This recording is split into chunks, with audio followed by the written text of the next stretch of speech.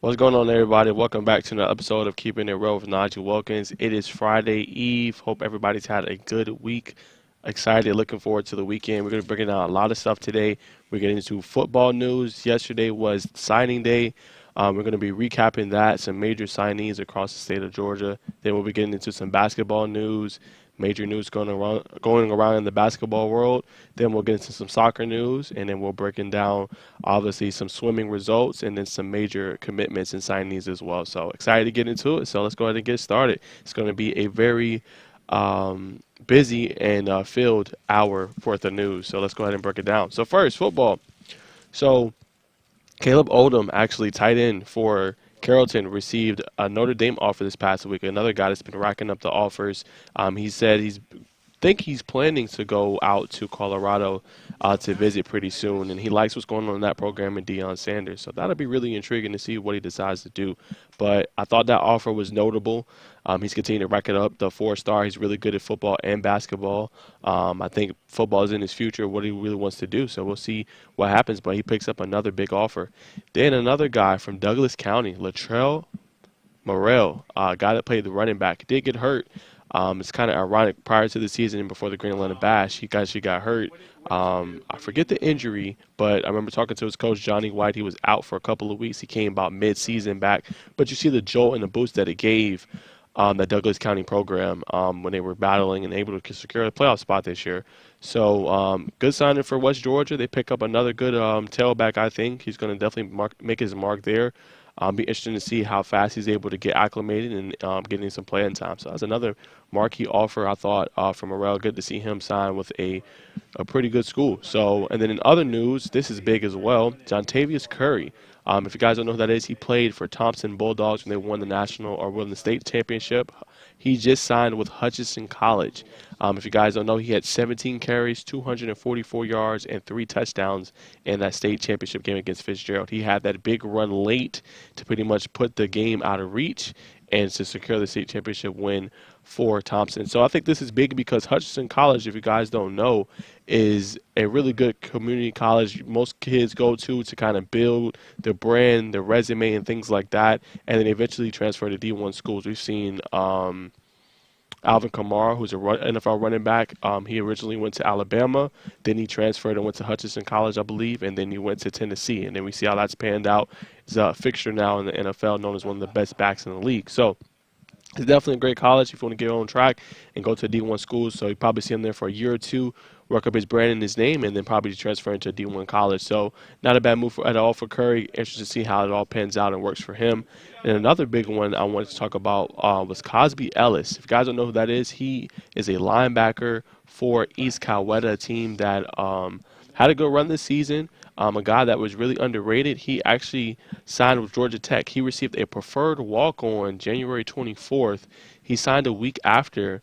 And this is what his coach said about him when I interviewed him early this season about Cosby Ellis. He said he plays the game the right way. He's kind of a throwback player. He's physical, he's nasty, and he's a great kid off the field. He loves to play football and compete. He can run. He's 6'3 and a half, 227 pounds. He has no offers right now, which I cannot understand. Last year he was 6'2", 215. He put on weight. He could play multiple positions on defense for us.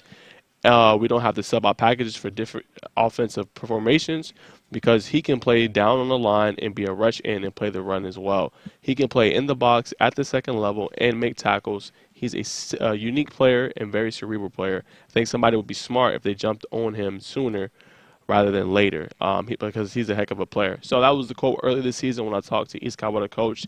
That team was featured in a couple of my Game of the Weeks. There was also featured in our PSU TV game this past year when East Coweta played Carrollton. A guy that just flies all over to the ball, so I thought it was interesting, him picking up the PWO from Georgia Tech and then signing simultaneously a week after. So exciting news for him going to D1 school. And I liked it because he's putting it all on the line. You know, he's out to prove himself.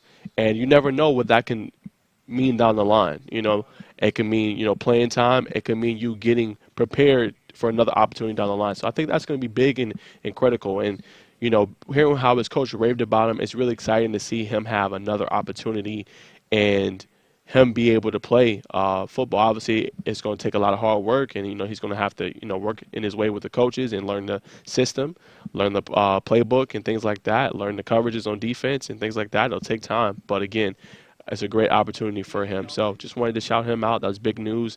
Our top 10 also, two guys signed this past week for National Signing Day. Harlem Diamond, he was, I think, number 6 or 7 on our scores top 10. He signed with Reinhardt University. That was big for him. So, excited to see what he's going to do on the next level. He was a really great tailback for that Cedartown Bulldogs team. I think he was second in rushing all time, right behind superstar Nick Chubb. So excited to see what he's going to do on the next level. I think that's a good program and fit for him, and we'll see how it pans out in his career and what he wants to do.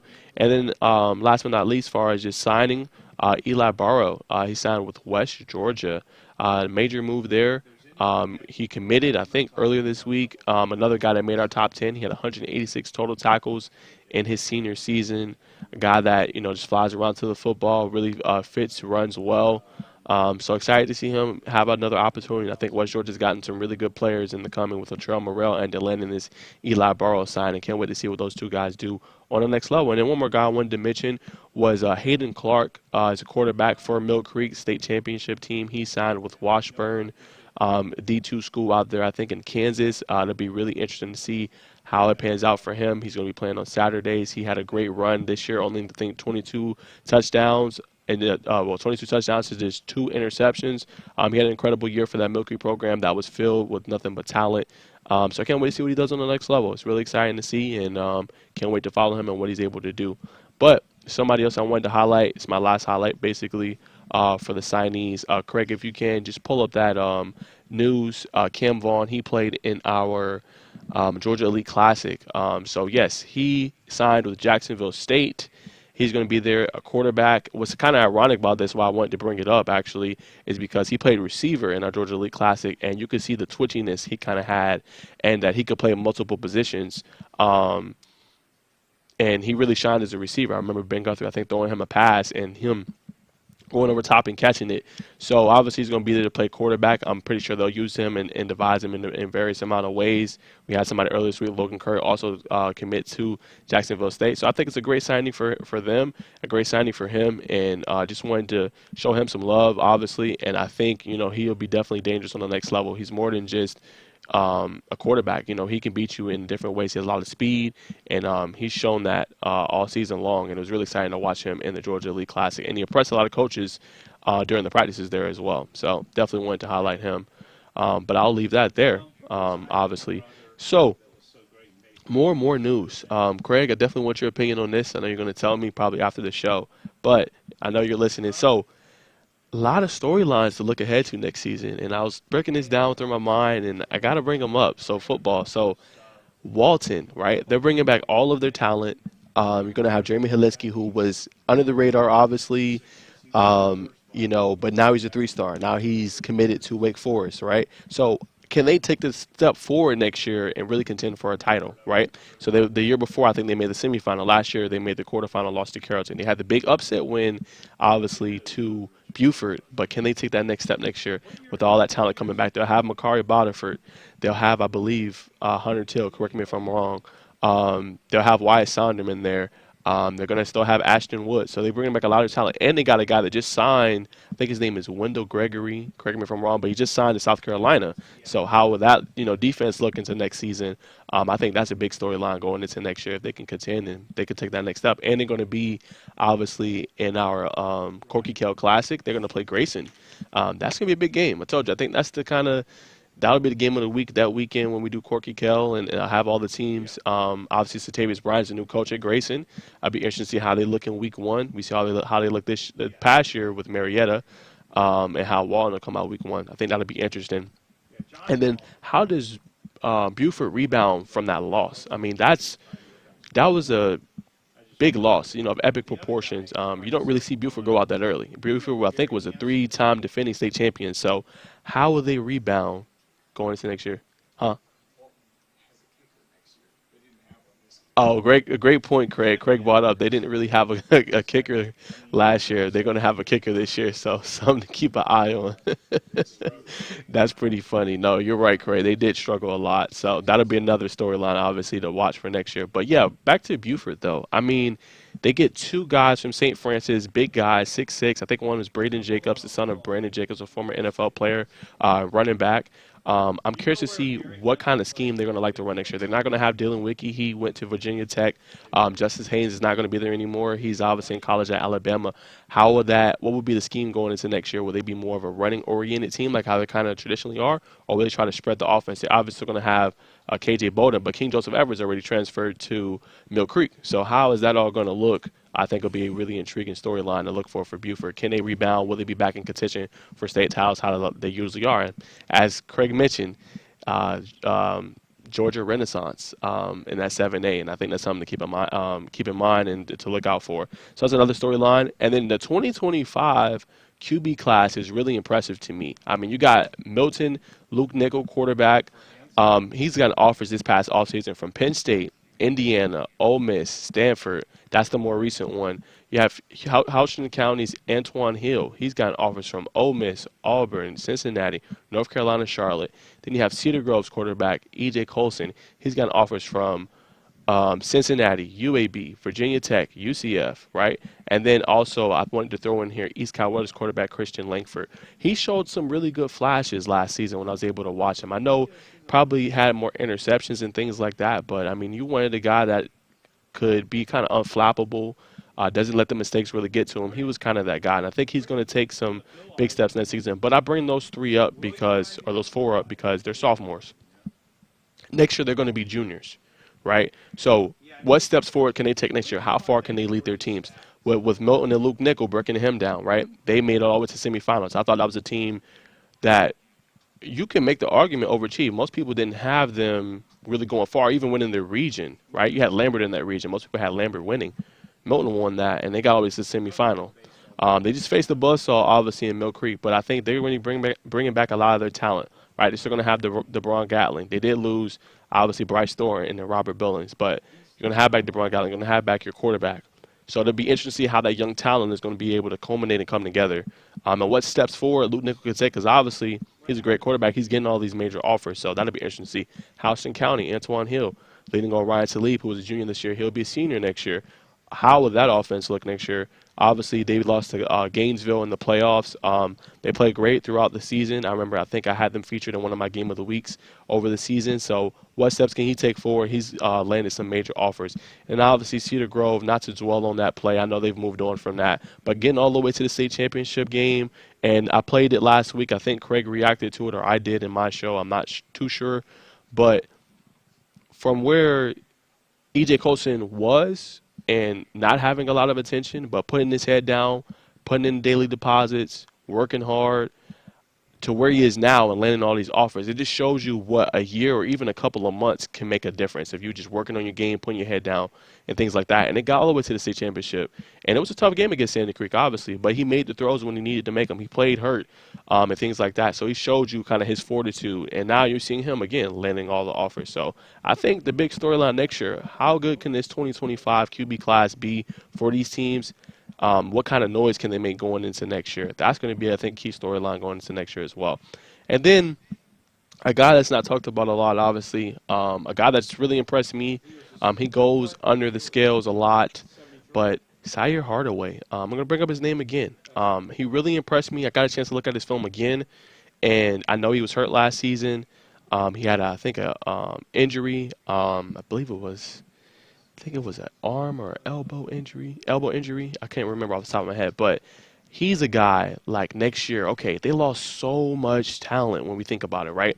They lost Sakai Woods, who's going to Middle Tennessee State. They lost Zachariah Keefe. I think he's going to Louisville. They lost Monte Gooden, Deuce Alexander, who's going to Wake Forest. So how quickly can Johnny White for that Douglas County program bring up that talent, that young talent, to pair with, obviously, Sire Hardaway? How would the offensive scheme look going into next season?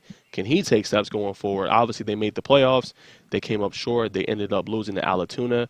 Can they go further than the first round? This is his last year. And again, like I said, it doesn't take much to start getting the offers rolling in. It takes, it could be a couple of months. It could be a year, anything like that. All Zaire needs is one just consistent season where he's not hurt or anything like that, and he's just dealing. Because we saw him at one point was, I think, top 3 in the state in passing yards. So obviously he can throw the ball, he can run it, he's smart, and things like that. So that's going to be something key to keep an eye on next season as far as going with that program. And then how will Peach County look under Marquise Westbrook, the new head coach? They were 8-4 last season. Can they get over that hump and kind of win some playoff games? Marquise Westbrook obviously has an impeccable resume. He's been to state finals. He's won state finals. How will that program look in year one under Marquise Westbrook is going to be a question, obviously, looking forward to going into this upcoming offseason. Then, will Warner Robins take a step back next year? Obviously, they're going to lose Vic Burley, who's going to be at Clemson. How will that program be going into this year without Marquise Westbrook, who is taking that program to new heights and things like that? So that'll be another interesting to see. And I think another one everybody's wondering, especially after he resigned at Parkview, where will Eric Godfrey land? That's going to be the question for the next couple of weeks, or at least until we hear a decision. It's been rumors about North Gwinnett and other schools, but where will he go? He leaves a program he built at Parkview that's really good, competitive. I think they went all the way to the quarters this year against Westlake. Where will he land? He's a phenomenal coach. So that'll be another storyline to keep, obviously, an eye on and where he ends up landing. And then the last but not least, and I'm going to close out this section of football before we go to break. Can Lowndes get back to the mountaintop under head coach Adam Carter? Excuse me. It begs the question. He's won, and I think most people thought, like, okay, well, he went from Grayson to Lowndes. Why did he do that? Grayson, a program he's won a state title with, a program that's known for having superior talent. Go look at their roster. A bunch of kids, playing on the next level. This past offseason, having guys land major offers. Tyler Atkinson, the freshman, look at what he's doing into his sophomore year. I mean, he landed all major D1 offers. Raven Johnson, bunch of players. It'd be interesting to see what he can do at Lowndes. Obviously, he has the pedigree of coaching and to make a difference. And Lowndes has had the talent, but Lowndes hasn't made noise in a while. But it'll be interesting to see how it forms in South Georgia. Obviously, their first game of the season, they like to do the Georgia-Florida Classic. And then, Coca County is kind of their rival. But it'd be interesting to see how it all shapes out for Lowndes and, how quickly he can get them back to the mountaintop. I think that's something to look out for next season. So that's some of my news as far as football goes. I have more things. I'm going to reveal my top 10 headlines. As you guys all know, this is going to be a weekly thing for me. Top 10 headlines going into the weekend, what to watch for, what to keep your eyes peeled to. So, obviously, I'll reveal that later in the show. But that's what I got for our football news. Hope you guys enjoyed that. And we're going to go take a quick break. Thank our sponsor, Georgia Farm Bureau. And we'll be back on the other side with some basketball news. Our mission has always been to support Georgia farmers. That's why we created Georgia Farm Bureau Mutual Insurance Company, providing financial protection that farmers needed. While this remains the same today, we've grown to protect all Georgians through home, auto, and life insurance. From the very beginning and into the future, we stand for every Georgia community. We are our Farm Bureau. All right, guys, we are back. All right, let's dive into some hoops, and then after we'll conclude with some soccer before taking the next break. So, major news Tuesday night. Crystal Henderson and Scoot Henderson, jersey retire at Kell. I think this is epic news. Right now, Scoot Henderson is projected as a number 2 overall pick in the upcoming draft for NBA. Has been tearing it up in the G League, so, I mean, that's awesome. But how cool is it to be playing and at the same time break your brother's record for Crystal, and then have your jersey retired while still playing for the school? I mean, that's epic. Like, you don't hear that every day, And I thought 11 Alive did a great feature on that show, or on that story. But I thought that was incredible. I had to bring up those news. Kell's a program that's having a great season. They're 10-0 right now in their region. I think that's a group out there in 5A. They're going to be a tough team to beat, very tough to beat. They have a lot of talent. They run a good zone. Jemiah Gregory, she's really good at the top of the key, running the zone, making it tough for defenses. They can switch. They can run different coverages. They can run some press. They can run press trap. Then they have Crystal Henderson, just somebody you get the ball to, she's going to score. She can shoot the ball. She's a nice-looking jumper. Her three-point percentage is great. If you leave her open, it's a problem. And then they have other players that can attack you and make a difference as well. So that's going to be a tough out. And definitely they want to, under Kendra Bailey, obviously, finish the job this season. They have some seniors on that program. So I think it'll just be them holding themselves back, essentially. They have some good talent and a well-coached program. So look for Kel, obviously, to be in the running and be a contender for that state title this year. But I just thought that was awesome, what they did for them, and can't wait to see obviously Scoot how he's going to play in the NBA that following season. And I just think that's a great accomplishment. I had to lead that off. I mean, that's not something you hear of every day. So I just wanted to give them props and credit where credit is due. And I thought that was a phenomenal story. Keeping it going. Sarah Lewis, leading scorer for Woodward Academy. She just signed actually yesterday with George Washington University. If guys don't know who that is, she is a shooting guard / small forward. She's averaging 17.4 this season. She's had a great career. She started as a freshman. She averaged 11.4 points per game as a freshman. She coupled that up her sophomore season. She averaged 17.7 points per game. She's a key cog on this Woodward Academy offense. So they're having a phenomenal season. They're 19-5 this year. They have a big-time game tomorrow, and that's going to lead to my next headline. So I just can't wait to see. Yeah, they beat Carroll this year by 1. They have some pretty big wins this season. And actually, the game of the week, Craig, I'm going to try to see if I can go. Woodward Academy is going to face off with Lovejoy. That's going to be a good game. That's going to be actually tomorrow. I'm definitely going to try to go. It's at 6 p.m. tip-off. Why I think this is the game of the week on the girls' side. Obviously, okay, so you guys defending state champion Lovejoy. Right now they're 20-4, and the Woodward Cat is 19-5. 3 teams are at the top of that region right now at 11-2. Right now, the number 1 spot is Lovejoy, right? So going into this game, Woodward Academy, if they're going to try to get the 1 seed going into the region tournament, they have to win this game, right? But this is a home game for Lovejoy, and it's senior night. So it's a lot of things going on. So excuse me, I think this is one of the best games to go to if you have nothing to do on a Friday night. It's going to be a lot of stars. Just some players to watch for. Obviously, it's going to be Sarah Lewis on the Woodward Academy side, but then on the other side, you got Brianna Preston, who's second on the team and scored 18.4, and then you have Lanaya Foster with 19.2. So I haven't seen these teams play yet, but I'm excited to see some real good fundamental basketball, and I think they have 2 great coaches, so I can't wait to see the result of that one. But I think if you're not doing anything, that is going to be the game of the week tomorrow night at 6 p.m. at Lovejoy High School. Definitely go check it out. I will be there. It's going to be a great game. So that's what I got far as the news for women's hoop. Let's go to the boys' side. Grayson Archer. This is a big game on Tuesday night. Grayson picked up another big region win. They sweep the series against Archer with a 59-43 win at home. They moved to 6-1 in region play, and they held 2 scorers in that game, Elijah Davis and Kamar Holmes, to double figures with 12 points. But it was a tough shooting night, 35% from the field, a really great defensive performance from Grayson. They're going to play Parkview tomorrow, and then Archer has a major primetime game actually at home tomorrow. They're going to host Newton. So why I bring that game up, Archer right now is 3-4 in the region. They're kind of sputtering right now. They're going to really need a big victory. And then Newton's no slouch. Newton is right there competing for that number 1 seed in that region, along with Grayson, who they defeated earlier this year. I think they're going to play one more time before the region tournament starts. So that's a big game for Archer. Obviously, in the seeding perspective, trying to land probably on the opposite side of the bracket of whoever the 1 is. So that's why I brought that up. But that'll be really interesting to see. And actually, Parkview actually defeated Grayson earlier this year. So that's going to be another interesting game to see. They won by 2 points. Be interesting to see kind of what happens there. And if Parkview can pull off the sweep. Definitely some good news to see. And then Dutchtown, this past week, they picked up a huge win against Eagles Landing, 54-52, handing them their first loss. That's major news. Eagles Landing right now, they're having a phenomenal season. So that's, a reason to keep an eye on. But Eagles Landing looks like they're on the collision course for contending for a title. But big win for Dutchtown nonetheless. More news, GAC, Great Atlanta Christian, they picked up a key win versus Cambridge, a team that's sputtering. I believe Craig had on Cambridge head coach a couple of weeks ago.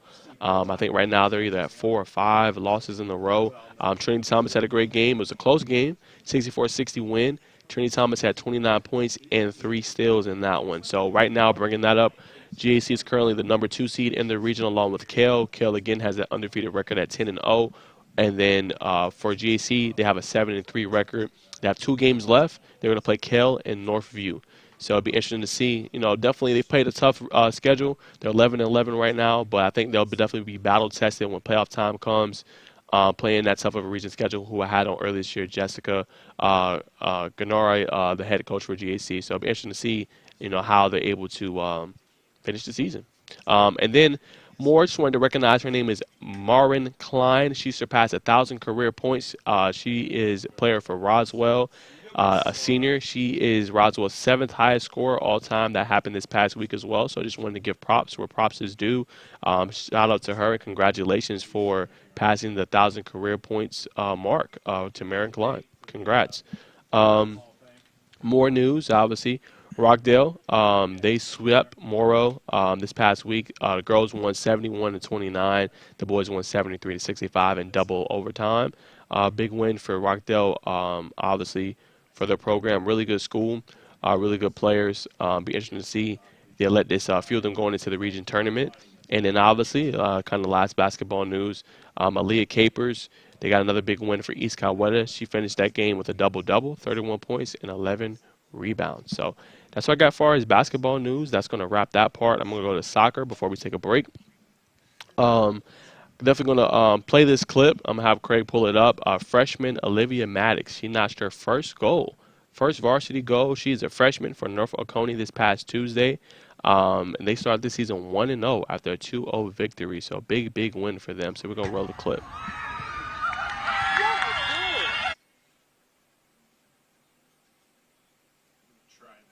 Nah, no worries.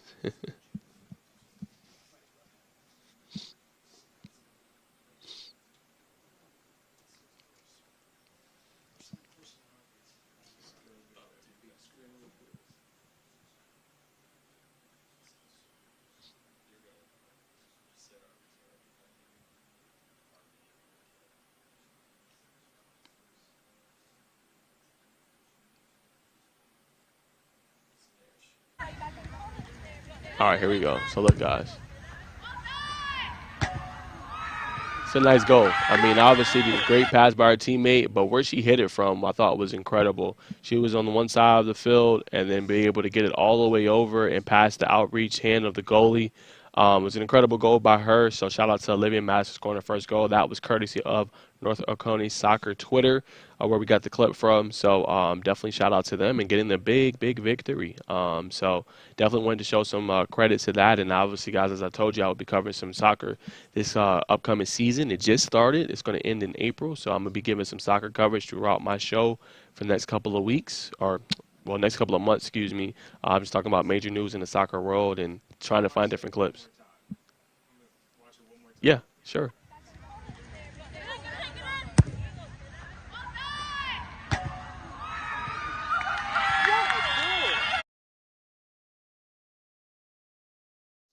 Where she was, if this is to break down the play, where she was on the outer flank, kicking it all the way over, and the goal is like in the middle kind of the field, right? But for her to get it in the outreach hands and only hit it where in that corner pocket of the goalpost where nobody else could get it, I mean, it's just absolutely incredible. So definitely want to shout her out. But, yes, I'll be covering soccer for the next couple of months, so you guys will be lit with soccer news. But, yeah, definitely want to share that clip. But keeping it going, Pace Academy, they picked up a 2-1 victory versus GAC. They advanced to 1-0 on the season. This is the men's side of things, big victory to start out things. And then I wanted to shout out, actually, Cambridge Junior. Her name is Natalie Leibel. She committed to the University of Memphis. She's going to play D1 soccer, so shout out to her. Cambridge did lose their season opener to Forsyth Central, 4-2. But they have a big game tonight versus North Atlanta, who is 2-0 right now. But, again, shout out to her. That is major news to be able to, commit to a D1 school. Definitely very, very exciting. So let me go on the Twitterverse a little bit, see if I see any more major news before I get into some of my, obviously, miscellaneous things. See, I think I can bring up more.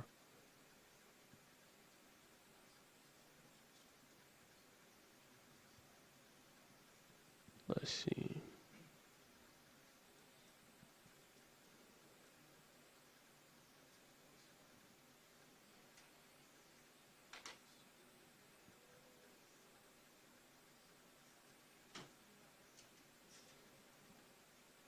Well, I guess I can kind of improvise here. Well, there is a major game. It's not in my top 10 headlines, but this is a major headline. Newton versus Wheeler is going to actually be, I think, this coming Monday. It's going to be on ESPNU. It's probably going to be my game of the week going into next week. I think that's just star-studded. You got two guys in there, two McDonald's All-American guys. You got Stephon Castle, you got Isaiah Collier, who's going to USC, and then Stephon Castle, who's going to UConn. Major guys. Excuse me. I think that's going to be a major marquee game. I think it's at 7 p.m. Definitely check it out. That's going to be a big one. I can't wait to see the result of that one. But yeah, Newton just has a great roster, 14-7 on the season. They both play some incredible non-region schedules. I'm actually going to break that down really fast, as far as these two programs, and just the kind of talent they've played. And I think it's just going to only make them better down the season. So right now, Wheeler is 14-6. Just far as their schedule, I mean, they've played Kimball from Dallas, Texas. They play Columbus in Miami, Florida. They play Centennial of California. They play Tampa Catholic from Tampa. They've played Imhotep Charter from Pennsylvania. They played Paul VI from Virginia. They play River Bluff from South Carolina. They play Keenan from South Carolina. They play John Marshall, a really good team for Virginia. They play Sierra Canyon, a top team from California. They played Bishop Gorman from Vegas. They've played a really, really tough schedule. I believe Craig was going to actually go to the game they had this past tomorrow against Walton, who is 14-8. That's going to be a big game tomorrow night. And Walton. Those two are going to obviously face off. But looking at the same kind of with Newton's schedule, breaking down their schedule, I mean, they've played a very tough schedule as well. Let's see really quick and look. All right, so they've played McEachern. They've played Duncanville from Texas. They've played Lake Highlands from Dallas, Texas. They've played Charlotte from Florida. Again, playing the same Tampa Catholic school that Willard played. They've played Vashon from Missouri. They played Jonesboro from Arkansas. They played Bishop O'Connell from Virginia. Sidwell Friends from Washington, D.C. They played IMG Academy. Obviously, you guys all know that's a major marquee school. So, again, battle-tested teams. Their records might not show it, but they've played some really tough teams all season long. So, again, I think that game on that Monday will be huge. Definitely go check it out. Star-studded. Probably going to see a lot of different scouts there. Marquee players there potentially. It's going to be a big game for sure.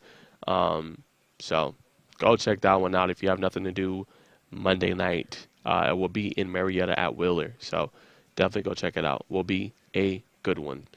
But yeah, guys, I'm going to take one more quick break. And then I'm going to see you guys on the other side to break down some major news as far as just other sports across the league. And then we'll wrap up.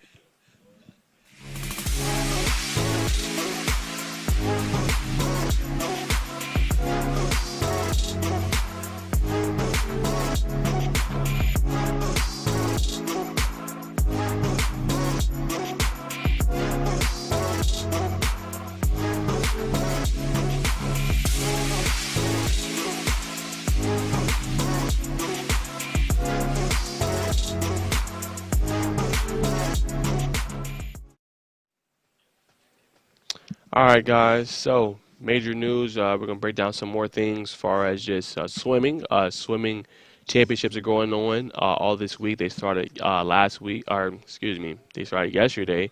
It was the diving results.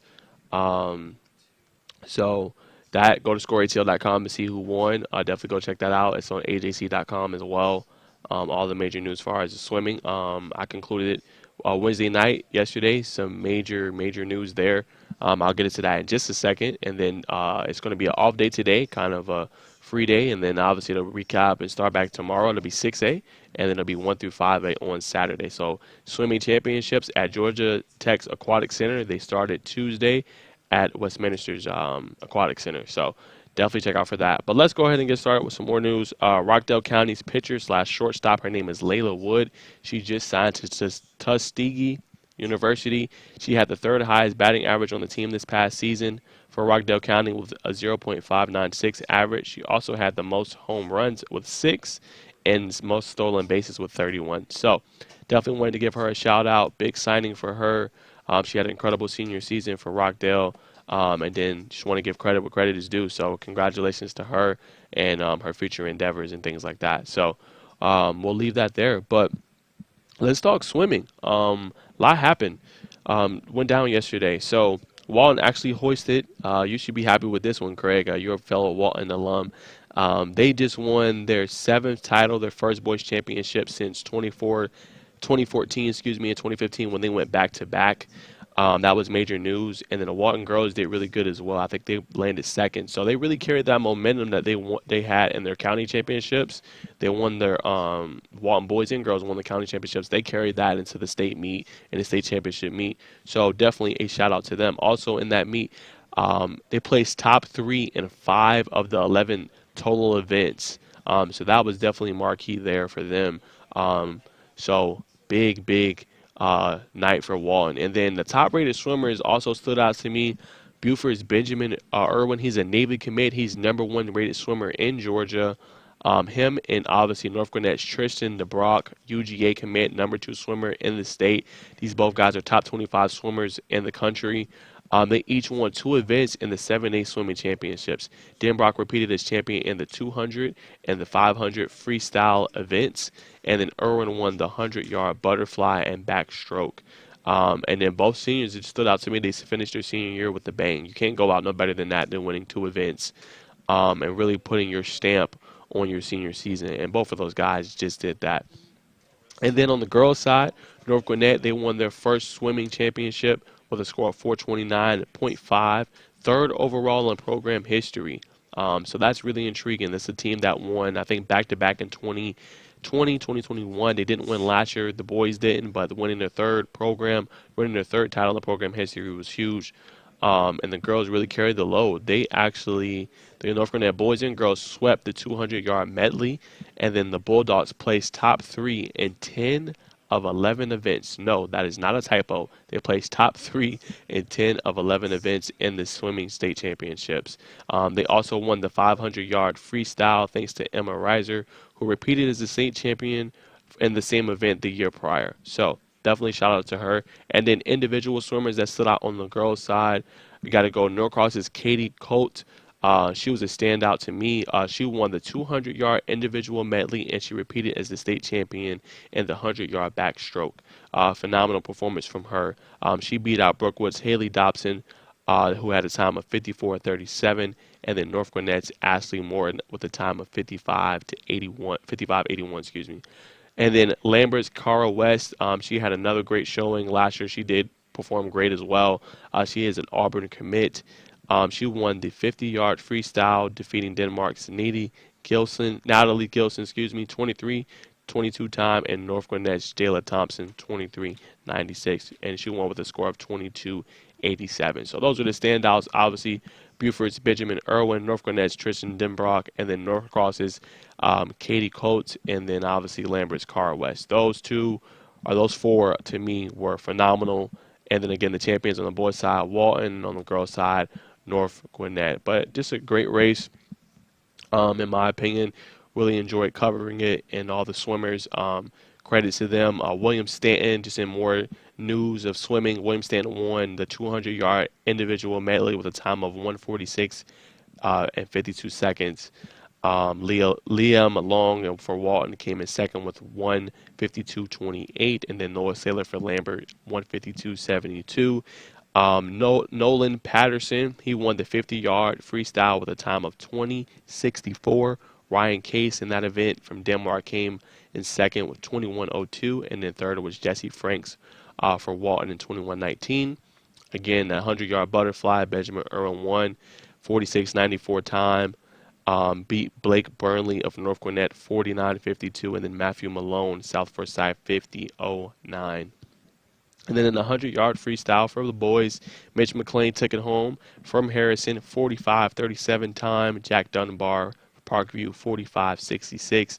And then Nathan, Raridan from Hillgrove, 45:68. And keeping it going, 200-yard freestyle relay. Parkview took home championship there, 125.04. Denmark placed second with a 125.59 time. And then obviously Walton with a 125.76. And then 100-yard breaststroke was Russell Hart from Parkview, 56:67 time. Noah Saylor, from Lambert, 57:17. And then Derek Henry for South Forsyth, 57:20 time. And then in the 400-yard freestyle relay, North Gwinnett took it home for the boys, 3:03.49. Brookwood second, 3:03.88. And then Walton, 3:09.15. Let's quickly recap the girls' action. 200-yard medley relay. North Gwinnett won 144.99. Lambert was second with 146.15. And then Brookwood 146.80. 200-yard freestyle. Isabella Kleinfelter for Harrison 148.25. Ella Jones second place. Lambert 148.44. Emma Risers, we mentioned earlier. North Gwinnett 148.75. And then as I mentioned at the top, Katie Coates won the 200-yard individual medley. She had 2:01.39. Sydney Starnes, Walton, 2:04.52. And then Morgan Jenny for North Gwinnett, 2:04.57. In the 50-yard freestyle was Carl West, as I mentioned earlier. Lambert, 22.87. Natalie Gilson from Denmark, 23.22. And then Jayla Thompson from North Gwinnett, 23.96. The name I mentioned earlier, she also was another standout in this swimming state championships. Isabella Kleinfelter won another event for Harrison, the 100-yard butterfly, 54.81. Jalen Thompson was second with a time of 55.51 for North Gwinnett. Vivian Rothwell of Mill Creek, she had a time of 55.72. And then the 100-yard freestyle was Natalie Gilson of Denmark, 50.42. Carl West from Lambert, 50.55. Haley Dobson, Brooklyn, 51.67. And in the 500 freestyle, North Gwinnett was Emma Reiser, 4:51.27. Sydney Starnes, Walton, 4:54.27. And then Mackenzie Jenny, North Gwinnett, 4:58.96. A couple more events to recap. 200-yard freestyle was North Gwinnett with a time of 1:36.49. Lambert, 1:36.91. And then Brookwood, 1:37.14. 100-yard backstroke, Katie Cote again is on the top of the list. 53.36. Haley Dobson trailed her, 54.37 from Brookwood. And then Ashley Moore in North Gwinnett, 55.81. And then the last couple events, 100-yard breaststroke, Evelyn I'm going to butcher her name, Jezeriznak, forgive me if I did that wrong, Kennesaw Mountain, 102.27. Allie Zaleski, Lambert, 104.31. And then Morgan Jenny, North Gwinnett, 104.73. And the final event, 400-yard freestyle relay, Walton, 3:32.52.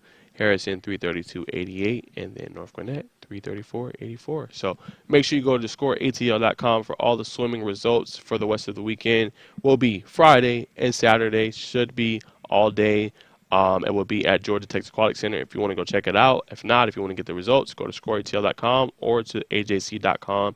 Definitely go check out, get the results for all of the swimming this upcoming weekend. Will be exciting to see. All right, so let's get into my favorite segment. It's going to conclude the show. My top 10 heading into the weekend headlines, Najeh's top 10. First and foremost, as I mentioned at the top, has to be the Scoot and Crystal Henderson jersey retirements at Kell High School, as I mentioned earlier. I mean, you just don't see that a lot. You don't see your jersey getting retired while you're still playing for the school. That has to be noted. Those two staples in the program, just exciting to see your name, and it will forever be etched in Kell Longhorns history. That's just incredible. Like I said, they're both incredible hoopers, great people. So shout out to them. That is my number one leadoff. Number two has to be Peachtree Ridge handing Norcross their first region loss, 58-55 win this past week. They are 18-5 on the season. That's a big win. Norcross has championship aspirations. For them to go on the road, oh no, I think it was at home. For them to win that game, That was huge. So shout out to the Peachtree Ridge basketball program getting a big victory against Norcross, who's again has played a tough schedule and has championship aspirations.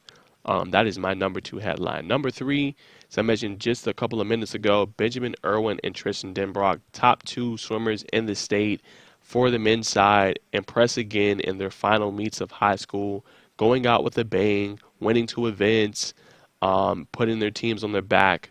You can't end your high school career any better for those two incredible swimmers. So that is my number three headline. Benjamin Irwin and Tristan Denbrock impress yet again.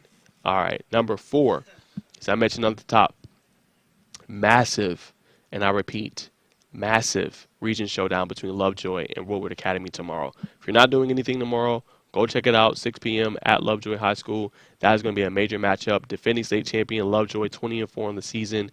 Woodward Academy, 19-5. That is going to be a great game between those two programs. Probably going to see each other in the playoffs.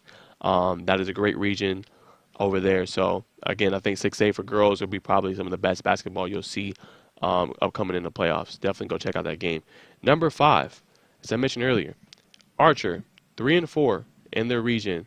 Can they upset Newton at home tomorrow night and get back on track? It's a major headline because they had a good record coming in, but how things are shaping out, they could be a low 3, maybe 4, or even a 5 seed if they're not careful. That loss to Grayson was huge.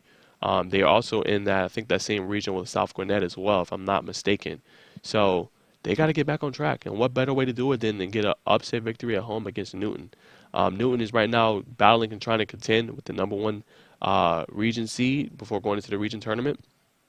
So I don't think it gets any better than that. I think Archer got to get back on track. They didn't shoot it well against Grayson. We'll see if they can pick it back up, and shoot it better and get a little bit more ball movement. That's my number 5 headline.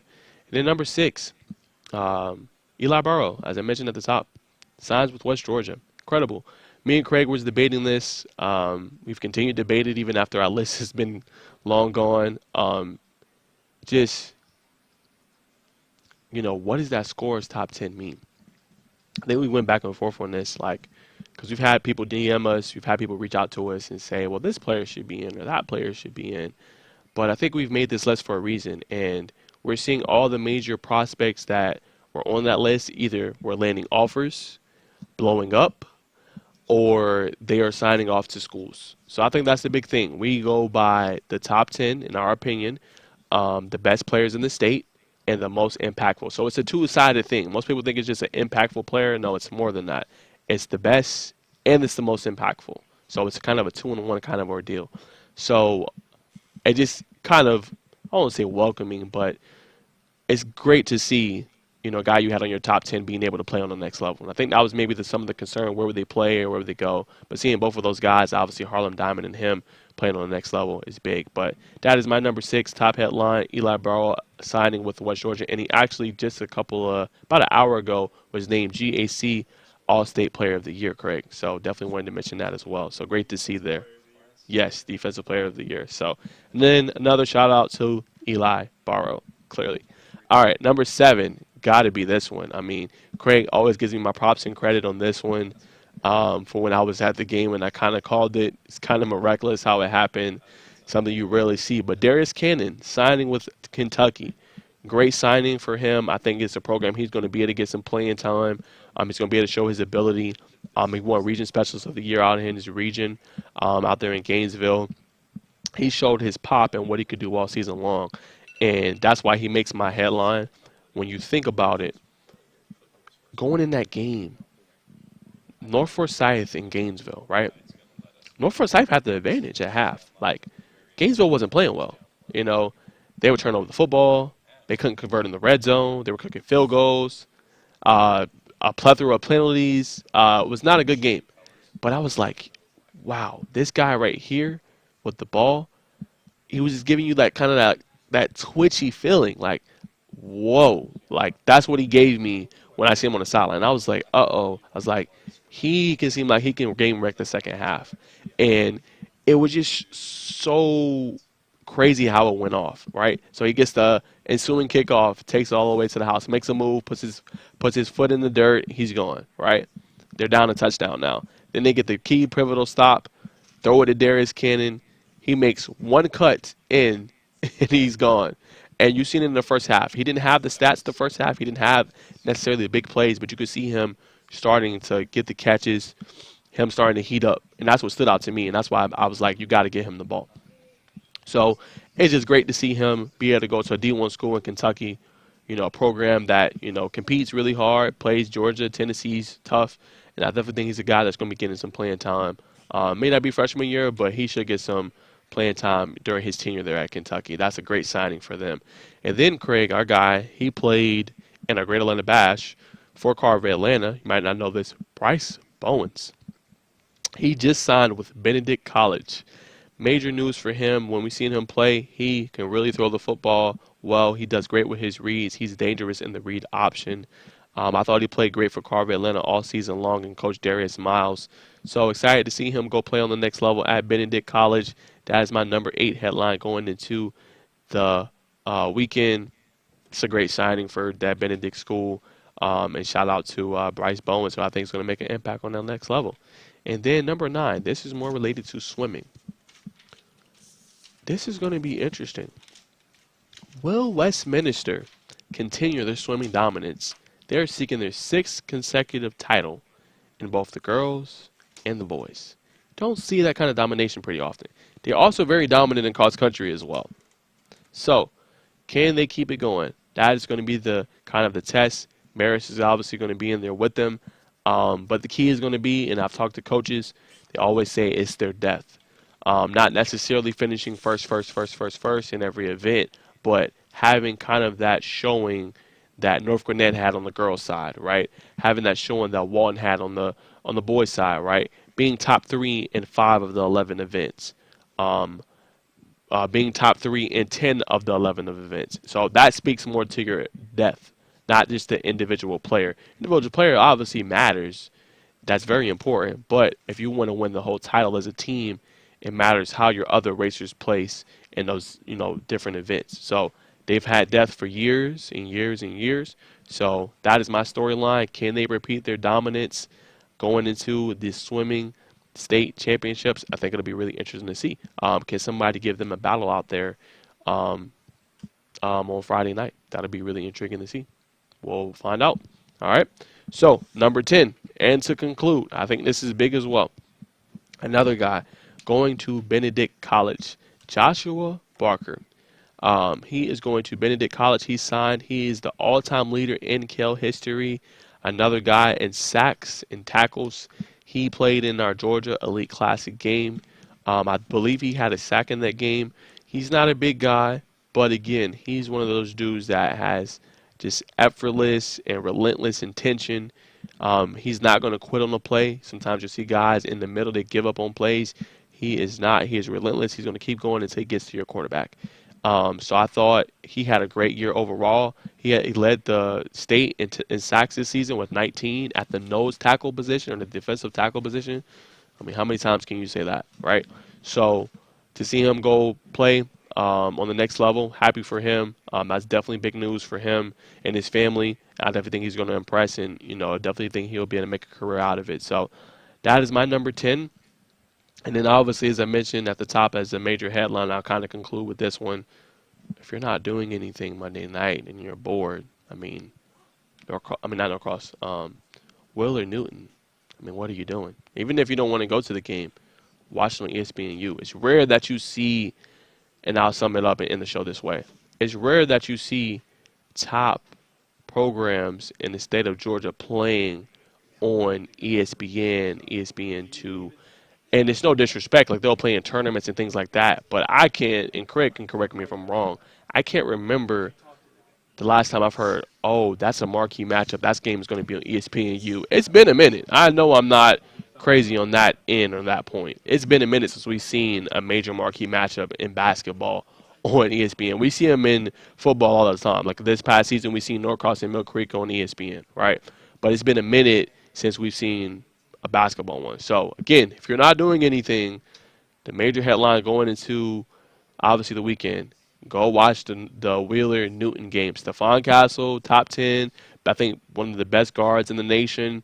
And then obviously Isaiah Collier, Southern California commit. Both the guys are McDonald's All-Americans. If you're not doing anything Monday, go check that game out. All right, y'all. So that is going to wrap us up for today. I hope you guys enjoy. No guests today, just me breaking down a whole bunch of news going across the high school sports. I hope you guys enjoyed it. But yes, tune into Craig's show tomorrow. The Georgia High School. That name is so long. The drive for the GSSA state title, I always forget because it's so long. But the drive for the GSSA state title, check out his show tomorrow. He's going to have some lovely guests on. It will definitely be a good and a fun show. I hope you guys enjoyed today. I will be back next week with another top 10 headlines going into the weekend, breaking down more basketballs news as we kind of conclude the season and go into region tournament and obviously playoffs. And then obviously more soccer, as that's kind of the main sport, is going to be upon us now as the season just started. So I'll be breaking down a lot of that action, and always major recruitment news as far as going on with the 2024, 2025, and then the 2026 classes as well, and any major news. So you guys stay tuned. Make sure you go to scoreatl.com for all the news and everything that we're covering. We pretty much cover everything in the high school sports realm. And definitely go to Score Atlanta YouTube page, where I'm streaming currently right now live for all of our content. We'll be live Monday through Friday every day of the week. So hope you enjoyed. We'll see you next week. Peace.